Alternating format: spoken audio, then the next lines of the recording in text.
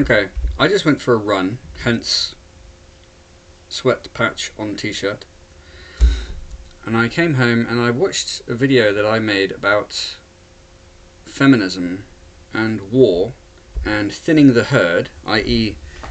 when the male population is diminished, women abandon such notions as feminism. And I declared in that video that feminism was dead and had died and was finished and was at its conclusion. And I think that is the case, and I think it is the result of a logical understanding of it being a nonsense. So I wanted to revisit the topic briefly to kind of solidify a couple of ideas. So let's say that you have a population of people where there are, let's say, whatever the figure is, whatever the proportion is, there are too many men to sustain peace. Okay?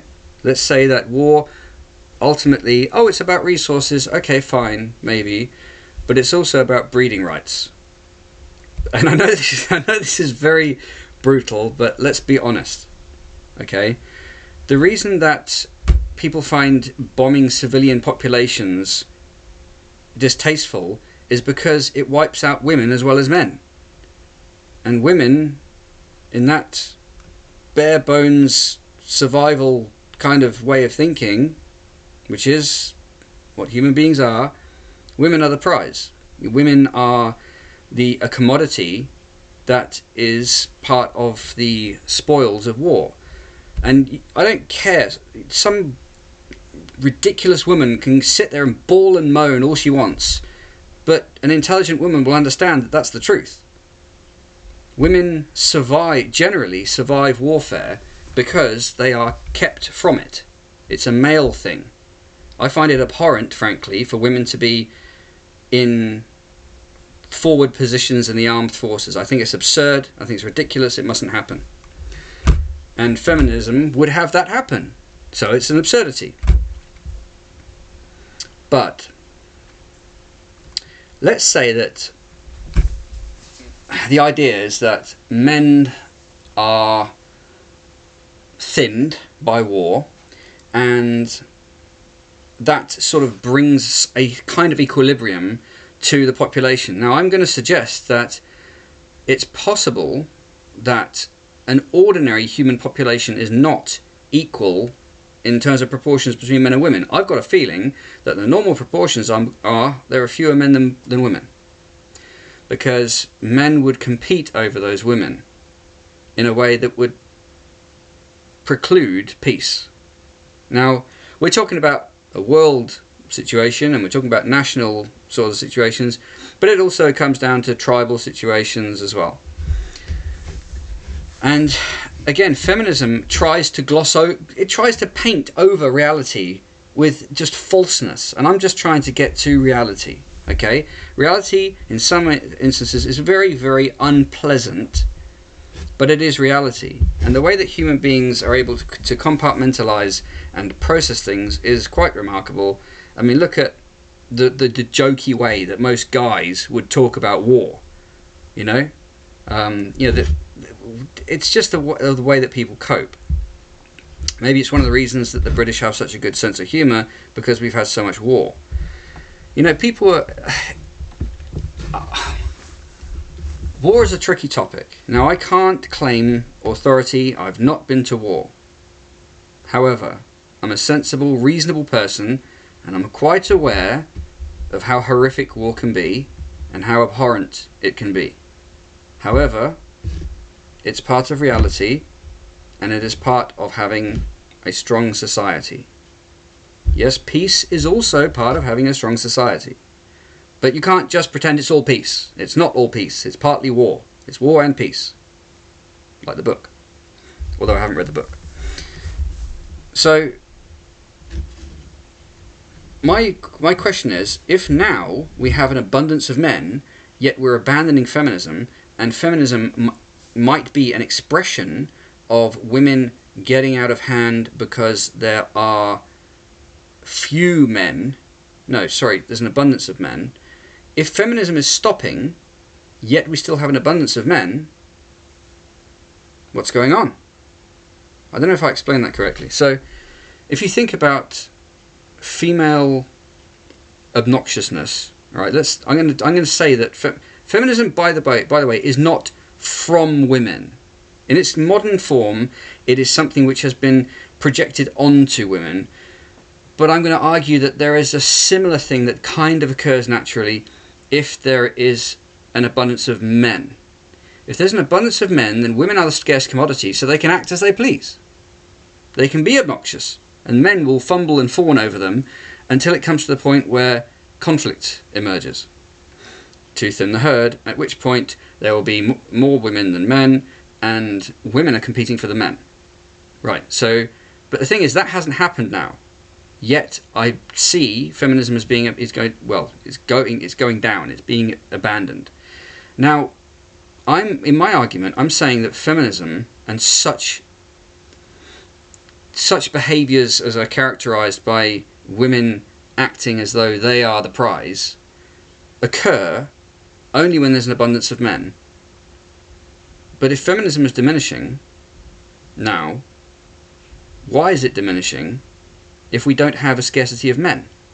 And that's a weird thing, which is why I think that the difference in this instance is that the current feminism that we're seeing was an artificially and intentionally instituted action. It wasn't a natural occurrence. So in the past, you would get some sort of similar thing to what we see nowadays in feminism if there were an abundance of men.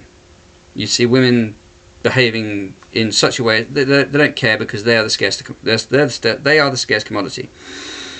But this feminism thing, having been artificially instituted, I think has been logically rejected by men and women alike, because they recognise that it was an artificially inserted thing. And that's why it's different now. But I wonder now what the end will be. I think because people have rejected the artificial, we will return to the natural. And the natural is, when there is an abundance of men, you have war. What bothers me and worries me is that at the moment, in the same way as we had artificially instituted feminism, we also have a crowd of people who are trying to cause a one world government to exist, and they have incredible power over humanity. It's not absolute, but it's quite great, and it can be defeated. It's all behind the scenes power, it's not in your face power, and that's the insidious sort of nature of it. But when we look at the potential for war, these guys are not going to ignore it. They're not going to be like, oh look, there's an abundance of men and people might be vulnerable to war. Well, let's just ignore it. No, they'll be like, okay, how can we use this to our advantage? We need to either create a war that somehow serves our agenda in, I don't know, whatever way, or we try to engineer a situation whereby the war is so horrific that people never want war again and we can have our one world government. Now, the one world government idea is as flaky and fictitious and impossible as is feminism. It's just a fake thing. It's fakery. It can't be. It cannot be. Even now, I'm sure the people who are trying to engineer it are like, ha, we've done it. But they haven't. Because it cannot be. Because the moment anyone catches a whiff of it, they'll be like, hang on, I don't want this, that's controlling me, and they'll try their best to resist it and defeat it to the point of death. That's the human spirit. That's how it works. So these guys are perpetually keeping this thing that they're creating in the dark. They can never take it in the light. This new world order, one world government, secret society, stuff, yeah? They can't make it visible. They can allude to it, wink, wink, nudge, nudge, all they want, and they do, but they can never be clear and open about it, and they're dying to be. They really want to be, and one day they will try to be. And that will be absolutely their undoing, and they know it. So they're in this sort of weird zone where they're neither here nor there. They can never achieve what they're doing, but in the process, they are ruining life. because they're trying to control everything. And it's all over. You can see it when you whatever you do, you walk down the street and you see it. It's like this weird ooze over everything, and it's ruined everything, okay? We've had hard times in history, human beings. You're not going to eliminate it. It's part of life, and you get through things, and you actually, in tough situations, it's a good opportunity to find your best, okay? Trying to pretend everything's some rosy, pink, fluffy cloud of fake, pacifistic moronism is harming everyone. We're better off being realistic. It's good to have peaceful ethics, definitely, but not if it makes everyone weak and dependent, because that's what's happening, and it's sickening. It's absolutely sickening to see it. I don't like what I see around me in my society. It's a joke. Nobody likes it. It is plastic, and it's ugh. That's what it is. That like this era of humanity, the last 20 years could seriously be summed up with this noise. Ugh. That's what it is. Okay, that's what the world currently is. These people have concocted a false, fake reality which is sustained by pumping it out in the media 24 hours a day. Ugh. But it's fake. It's a big false cloud of garbage. So, people intellectually reject it. So it's done for. And I can see it happening. And I am happy about it. But at the same time, I do wonder what the future holds. Now, to me personally, if I wonder what the future holds, that to me is an indicator that I need to be involved in whatever my future will be. And I think that that flies in the face of the ethic that these moronic New World Order weirdos are trying to create, which is nobody thinks. Don't think for yourselves. We will do everything for you. Would you like to think for yourself? No, no, no, naughty, naughty. Here's some media. Here's some junk food. Here are some pharmaceuticals. Here is some label for you so that you can feel sorry for yourself and think that there's something wrong with you for the rest of your life. You're on a spectrum now, boy. Well, but I'm perfectly normal. Doesn't matter. You're on a spectrum. Oh, well, that's that then. That's what they're trying to do to people. And that I reject wholeheartedly and completely and utterly. If some people have specific and particular problems, but these guys are trying to paint everyone with it.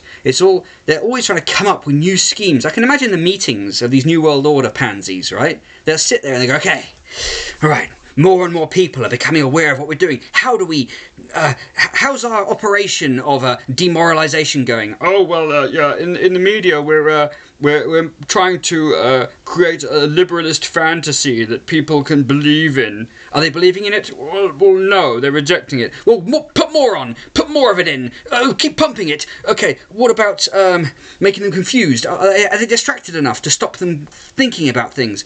Oh, yes, we're creating lots of new media for them, films and TV programs, which are full of propaganda and full of undermining messages to try and confuse and demoralize people and destroy their morality as well. You know, we have lots of TV programs where we make it seem funny that people in authority positions are actually acting in sick, disgusting ways. Yes, more of that, please, more of that. We need to make this society absolutely sick and weak and destroyed. Yes, that's how we're going to achieve what we want to achieve. That's what these people are literally doing in meetings, and then they're instituting it in the media you're watching. Abandon that media. Whew. Don't watch it. Get rid of it from your life. Anyway, feminism, dead. What we've got in the future, we have to control. We have to be responsible for. Okay? If there is conflict between nations, we've got to be darn careful about it, because there are people pulling the strings who might get us involved in something that we have no business being involved with. And we remember that happening before, don't we? 2003. Fooling around in Afghanistan, fooling around in Iraq. Anyways, that's that. That's all I've got to say. If you don't like it, feel free to disagree.